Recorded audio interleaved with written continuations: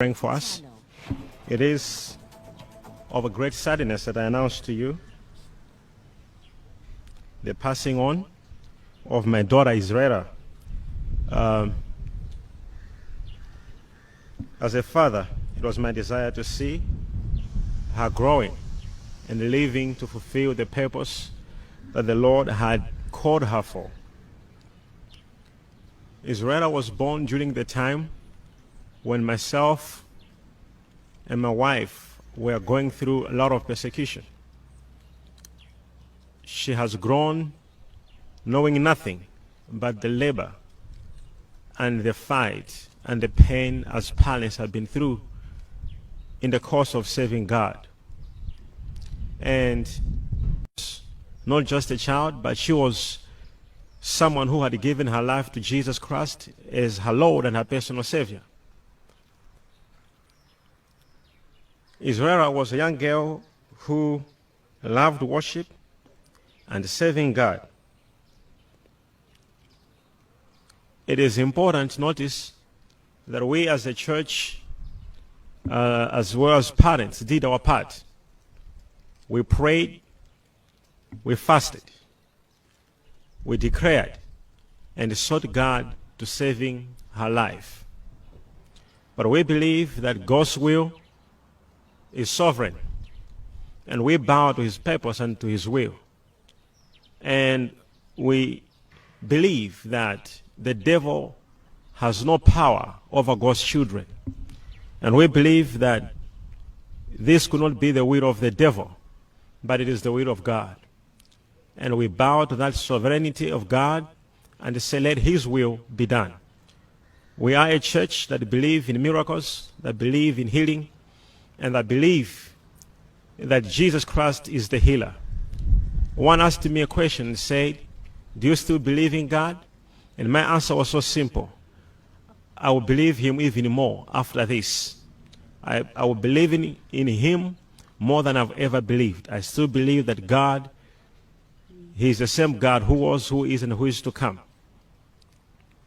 I believe as well that it is his will that we are alive, and that one must not live a lot of years for him to know that God loves them. But it is about fulfilling what we were called for. Jesus died at the age of 33. He was so young. It was not about how old he died, but it was about he fulfilled what he had come on earth to do. Having said that, I'd like also to say I believe with all my heart that Israel has fulfilled the work she was sent to do in this world. The ministry of Israel was unique in that it ministered to me personally and my wife as prophets in all the moments we went through persecution. She was our encouragement and nothing less. She was someone who accepted that she would live a life seeing her parents passing through persecution and all the tests that we went through, and she became nothing but an encouragement. I would like to take you into faith. As I did mention earlier, that we have faith in God, and we believe in miracles, and we believe in God, but above everything, we believe in his will. We believe that Jesus Christ has a final say on every situation. We wish we reversed this. It's unfortunate that our child, when she wanted to go and have medical attention in Kenya, she was blocked right at the airport, and she couldn't have access to quick medical attention. And it's sad to hear the doctor's report that if she had gone earlier, she wouldn't have died. She became a victim of all the persecutions we have been going through from South Africa.